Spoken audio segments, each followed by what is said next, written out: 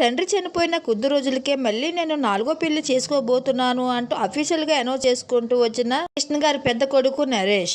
ఇప్పటికే 3 పెళ్లిళ్ళు చేసుకున్న నరేష్ ఏ భార్యతో కూడా సఖ్యత లేక విడాకులు తీసుకొని ఇప్పుడు కొద్ది రోజుల నుంచి పవిత్ర లోకేష్తో రిలేషన్షిప్లో ఉన్న సంగతి మన అందరికీ తెలిసిందే. అయితే నరేష్ గురించి, పవిత్ర లోకేష్ గురించి సోషల్ మీడియా అనేక వార్తలు అయితే వస్తున్నాయి. రీసెంట్గానే ఒక హోటల్లో వీళ్ళిద్దరికీ నరేష్ 3వ భార్య రమ్యకు దొరికిన సంగతి తెలిసింది. తను మీడియా తీసుకొచ్చి రైట్ హ్యాండ్గా పట్టుకుంది వీళ్ళిద్దరినీ కూడా. అప్పటికీ కూడా వీళ్ళిద్దరు మొండిగా ప్రవర్తిస్తూ మమ్మల్ని ఏం చేసుకుంటావో చేసుకో అన్నట్టు బిహేవ్ చేసుకుంటూ వచ్చారు.